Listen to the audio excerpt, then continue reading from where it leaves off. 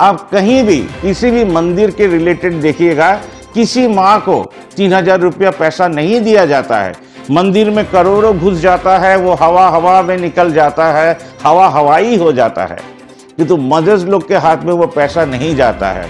मंदिर लोग आज तक कोई इनिशिएटिव नहीं लिए बोलकर इंडियन पार्लियामेंट भी ये इनिशिएटिव ले नहीं पाता है। तो हमारा देश का पार्लियामेंट अगर 1 पास है, पॉलिटिकल पर्सन्स लोग अगर 1 पास है, तो मंदिर के पुरोहित कौन से 2 पास हो पाएंगे? वो लोग भी एक ही लेवल में खेलते हैं, एक ही लेवल में खेलते हैं। इसीलिए कोई भी पॉलिटिकल पार्टी के पास हमारे देश का कोई भी धार्मिक संगठन खड़ा हो जाता है, वो उसके ऊपर नहीं उठ पाता है, क्योंकि वही 1 पास पॉलिटिकल लीडर का बात सुनता है सिर्फ पैसे के लिए। पैसा तो उसके पास आता है। आज सोचिए, अगर मंदिर से 3,000 रुपया मदर्स लोग को मिलता होता तो हर इंडियन मंदिर में जाके कंट्रीब्यूट करता। वो क्यों नहीं करता है? वो मंदिर से मुंह क्यों फिरा लेता है? क्योंकि हमारे देश में जो लोग मंदिर चलाते हैं, मस्जिद चलाते हैं, चर्च चलाते हैं, ये लोग लोगों को लेकर नहीं सोचते हैं। ये सोचते हैं 7 जन्म के बाद क्या होगा, आपके मरने के बाद आपको मोक्ष मिलेगा। हम बोल रहे हैं आपको जिंदा रहते ही मोक्ष मिल सकता है। News.Citizen में आप सभी का स्वागत है। एक मोमबत्ती जल रहा है ताकि आपके ज़िंदगी में एक आग रहे, जो दूसरे के ज़िंदगी में भी एक प्रदीप बन के जले और हमारा देश आगे बढ़े। न्यूज़पेपर बैंक एक कॉन्सेप्ट है कि लोकेलिटी में इंसान लोगों को एक किया जाए, मनुष्यत्व जो हमारे अंदर है उसको एक किया जाए महीने में 1 दिन, ताकि सब कोई एक जगह आकर डोनेट कर सके ओल्ड न्यूज़पेपर और some money, so we can stand beside problems of India. Now we delve into the news. आज का न्यूज़ ये है, आरक्षण सिर्फ पहली पीढ़ी को मिलना चाहिए, उसके बाद नहीं। आप अभी एक पिक्चर देख पा रहे हैं, तो ये जज ने कहा आरक्षण पहली पीढ़ी को मिलना चाहिए, बट ये क्वेश्चन जब वो अराइज कर रहे हैं तब 77 साल कट गया है, मतलब 2nd या 3rd जनरेशन को मिल गया है। देखिएगा, जिन लोगों को सरकारी नौकरी मिल गया है वो लोग अपने पैसे का क्या कर रहे हैं? वो लोग 2nd घर बना रहे हैं, 3rd घर बना रहे हैं, 4 गाड़ी खरीद रहे हैं। बट जिनके लिए ये रिजर्वेशन किया गया था उनके पास खड़े नहीं हो रहे हैं। तो इन जज का जो ये स्टेटमेंट है हमको बहुत अच्छा लगा कि अब आरक्षण खत्म होना चाहिए। आरक्षण अगर 40% आदमी को मिलना चाहिए था, अब जरूर वो 40% 5% में आ गया होगा। तो फिर से हम लोग को कोशिश करना चाहिए हाउ टू आइडेंटिफाई दोज जो पिछले वर्ग, जिसमें शायद इंडियंस लोग ही आते होंगे, उनके लिए आरक्षण देना चाहिए।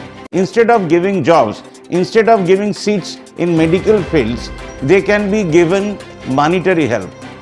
आरक्षण का मतलब नौकरी नहीं, आरक्षण का मतलब पढ़ाई में आगे बढ़ाना नहीं। किसी को 60% मिला है और जनरल को 90% मिला है, तो 60% वालों को सीट देना नहीं, उसको अलग से ऐसा कुछ हेल्प करना ताकि वो अपने पैर के ऊपर खड़ा हो सके और इंडिया का भविष्य और भी विकसित हो सके। आज का हमारा 2nd पिक्चर है। परेश रावल ने एक क्वेश्चन उठाया है कि हम लोग फाइन लेते हैं ताकि और कोई एक्सीडेंट ना हो। तो 77 साल में इतना तो समझ ही गए होंगे, ये फाइन कोई प्रॉब्लम को सुराहा नहीं कर पाया, बल्कि एक्सीडेंट बढ़ता जा रहा है।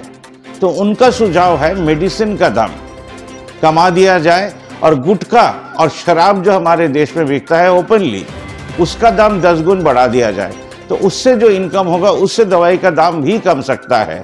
ये बड़ा अच्छा सुझाव है। परेश जी को हम इसके लिए धन्यवाद देते हैं। 3rd पिक्चर है जोतनो elder care. Ex army man के द्वारा एक सर्विस शुरू किया गया है।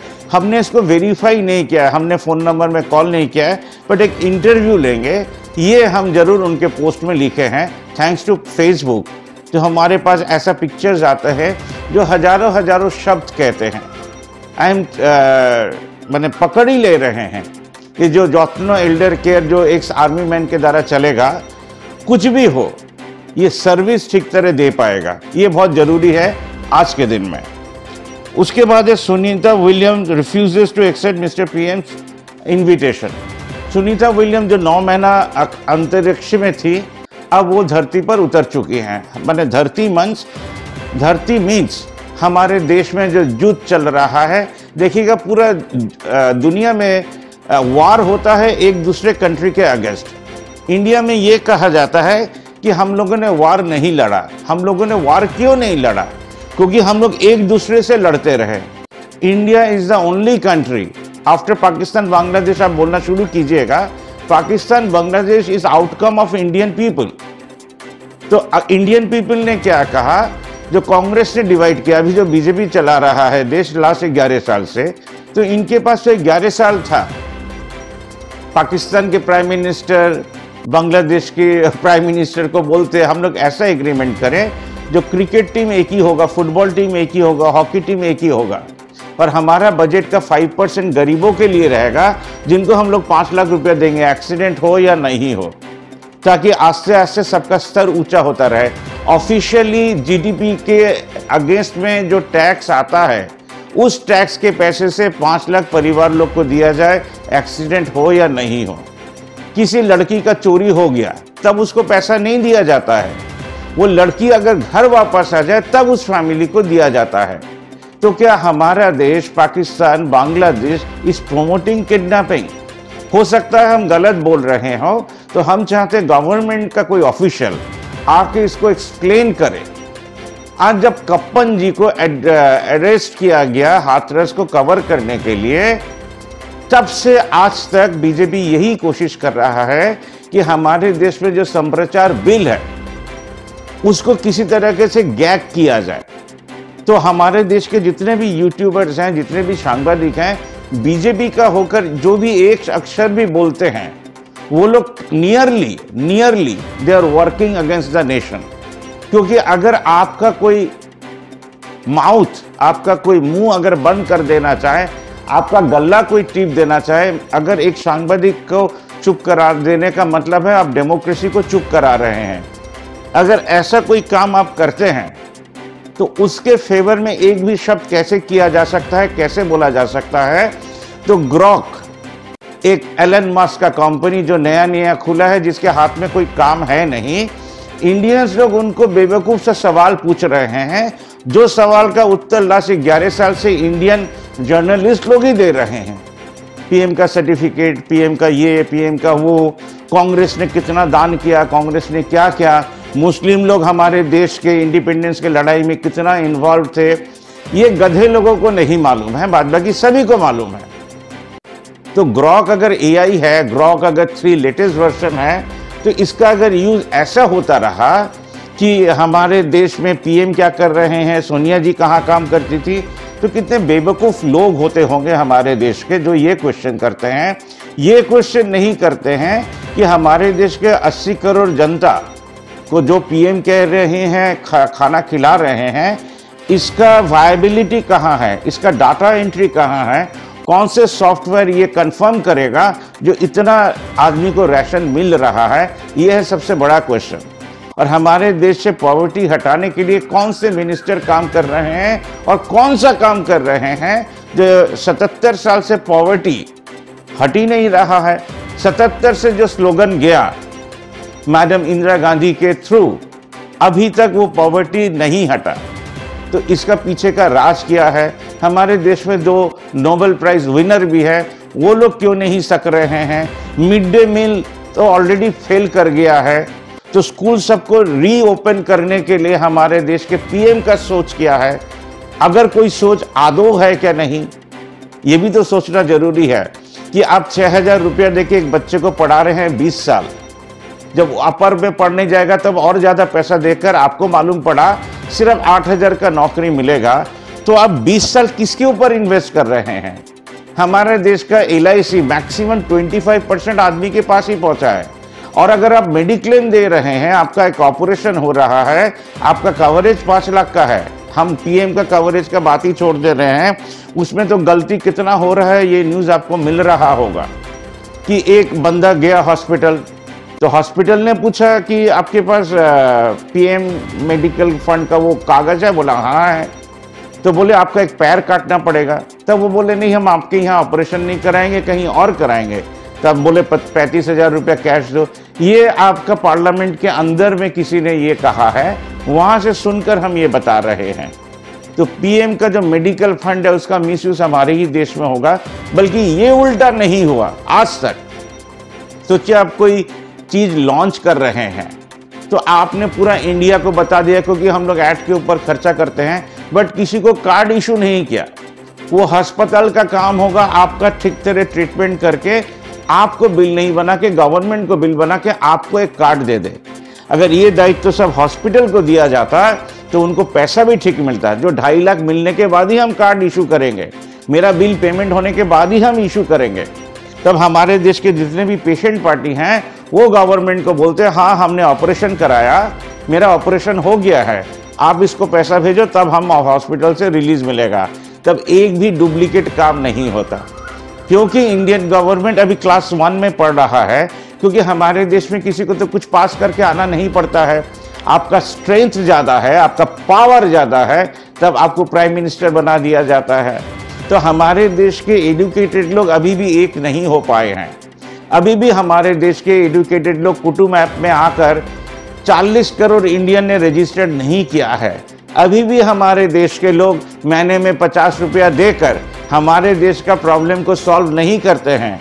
अभी भी हमारे देश के लोग जंगल में जाकर कोई कंपटीशन नहीं करवाते हैं। अभी भी हमारे देश के लोग, जो लोग रास्ते में निकलते हैं साइकिल लेकर, पैदल चलकर, उनके लिए रात का रहने का सेंटर नहीं बनाया है। अभी भी हमारे देश के लोग भूखे सोते हैं, अभी भी हमारे देश के लोग रास्ते में सोते हैं। तो लास्ट 11 साल से हमारा 1 पास जो पूरा पॉलिटिकल सिस्टम है, जो 1 भी शायद पास नहीं कर पाएगा अगर उसको एग्जाम दिया जाए, तो एक फेलियर, हमारा देश एक फेलियर मॉडल है, जहाँ के नागरिक ये सोचते हैं जो प्राइम मिनिस्टर सब प्रॉब्लम सॉल्व कर देंगे और शिव जी कर देंगे या तो राम जी कर देंगे।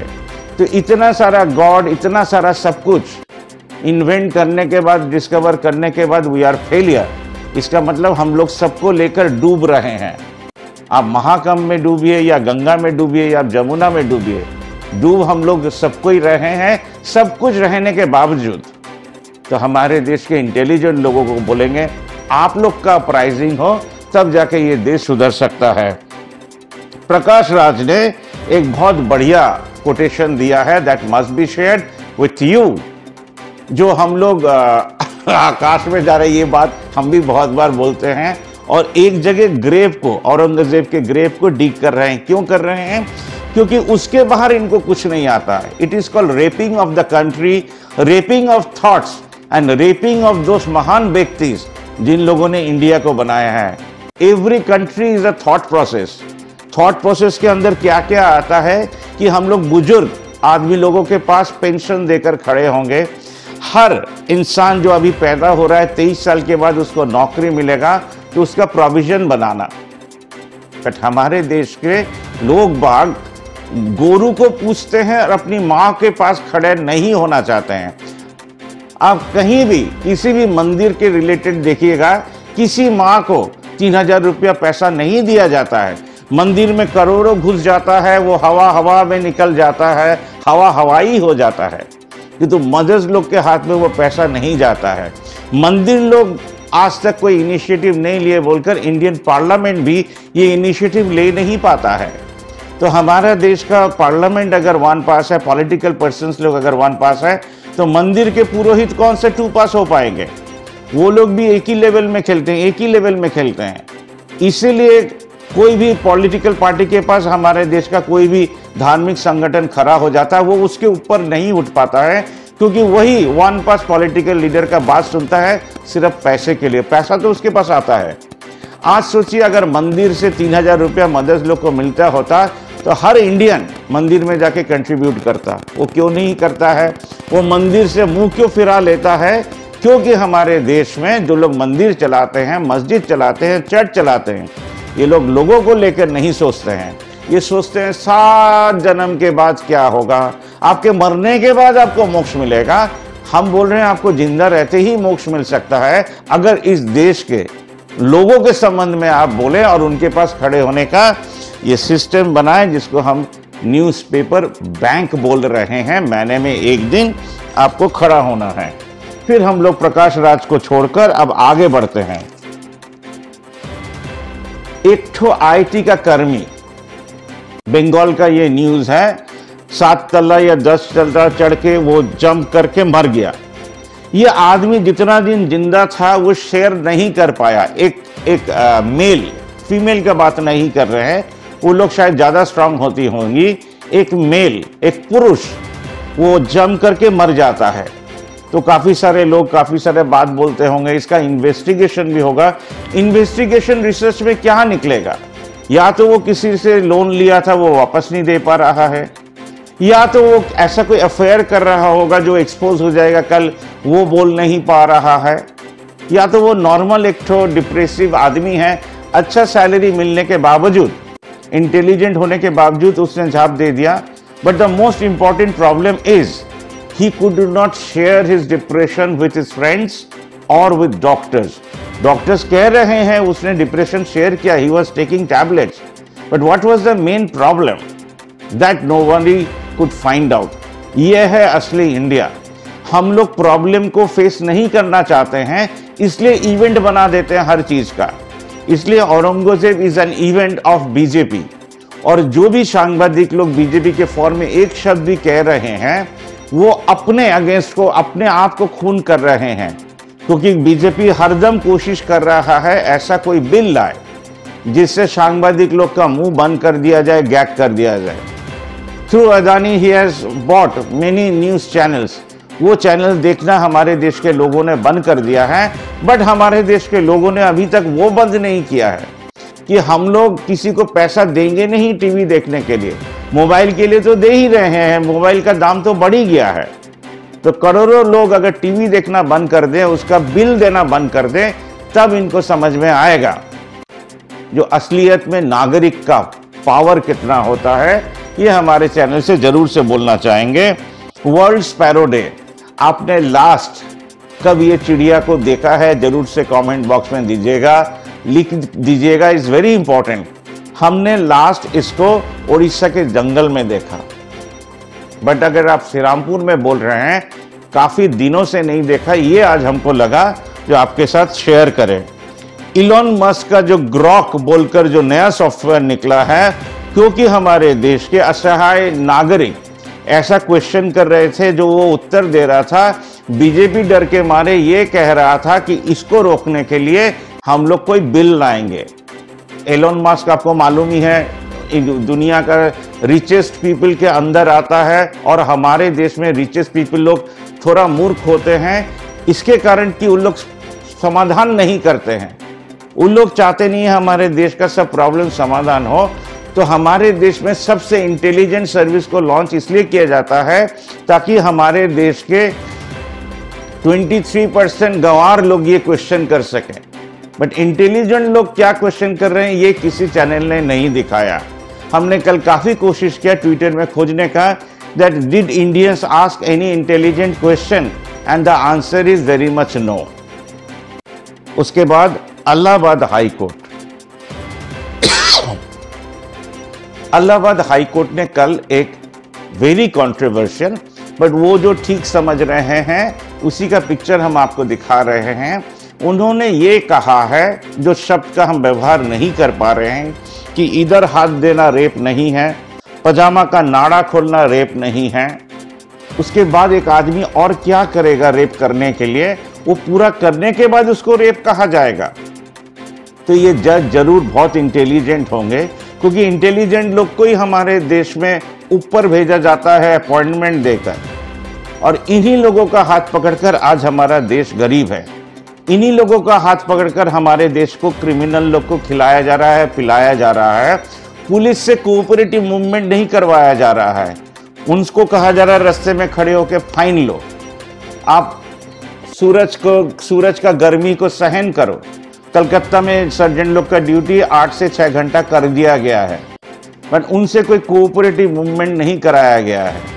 हमारे देश में जो चालक होते हैं, जिनको ड्राइवर बोलते हैं, कभी ओनर्स चला रहे होते, कभी ड्राइवर्स चला रहे होते, उनको रूल तोड़ना सबसे पहला नियम है, क्योंकि भारतीय कभी भारतीय नहीं हो पाता है, वो खुद का इंडिविजुअली रह जाता है, इसलिए वो ट्रैफिक रूल तोड़ता है, तभी वो हॉर्न बजाता रहता है, कभी देश के काम नहीं आता है, वो विदेश वाले लोग को काम में आ जाता है, ठंडा पी पी कर।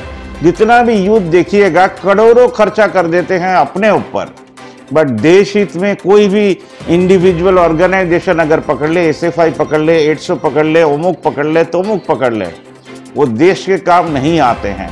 तो इतने सारे अनइंटेलिजेंट आदमी अगर एक जगह हो जाएं, उसको क्या देश कहा जाएगा? क्योंकि देश तो देश ही रहेगा। अगर पाकिस्तान चला गया, बांग्लादेश चला गया, अफगानिस्तान चला गया, सभी देश ही हैं। सबको जोड़ दिया जाए तो वही भारत है। भारत में कोई फर्क नहीं आया है, फर्क है सिर्फ सोच का। लैंड मास एरिया पृथ्वी का एक ही रहेगा। हम लोग जितना भी युद्ध कर ले, जितना भी वार कर ले, जितना भी लड़ाई कर ले, जितना भी भीष्म पितामह तीर के ऊपर खड़े रहें, भूल का जवाब सभी को मिलेगा। ये सोच होता है, मेरा सोच है, जो तो पूरा वर्ल्ड ही एक है। हम किसी ट्रम्प को, किसी मोदी जी को, किसी नथनी जी को, किसी पुतिन को प्राइम मिनिस्टर प्रेसिडेंट नहीं सोचते हैं। हम लोग टैक्स दे रहे हैं, हम लोग के पैसे से ये चल रहे हैं। तो असली हीरो तो नागरिक हुआ। तब नागरिक क्या कोऑपरेटिव मूवमेंट कर पाएगा? नागरिक क्या महीने में एक दिन किसी व्यक्ति के पास खड़ा हो पाएगा जो मेडिकल बिल नहीं दे सक रहा हो? उसको ढूंढने के लिए वो क्या अपने पाड़ा में पोस्टर लगाएगा? ये सारे सवाल के साथ आज हम ये हमारा एपिसोड इधर एंड कर रहे हैं। जरूर से शेयर कीजिएगा, सब्सक्राइब कीजिएगा, लाइक कीजिएगा, कमेंट कीजिएगा, क्योंकि नागरिक ही देश का नेक्स्ट राजा है। कह रहे थे इसका कोई रिप्लेसमेंट नहीं है, उसका कोई रिप्लेसमेंट नहीं है।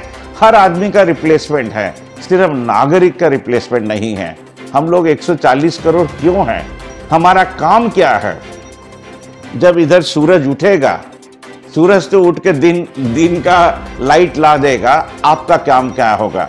एक मोमबत्ती जरूर से अपने जिंदगी में जलाइएगा और दूसरे के जिंदगी में जलाने के लिए जरूर से हेल्प कीजिएगा।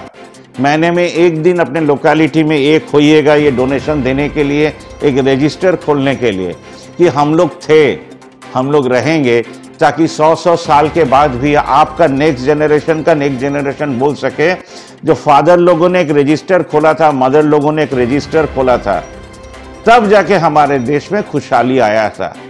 तो दिल्ली का एक नागरिक यूपी के एक किसान के पास खड़ा हो पाएगा, जिसका अभी हो सकता है कल आत्महत्या करे क्योंकि उन्होंने ऋण लिया है।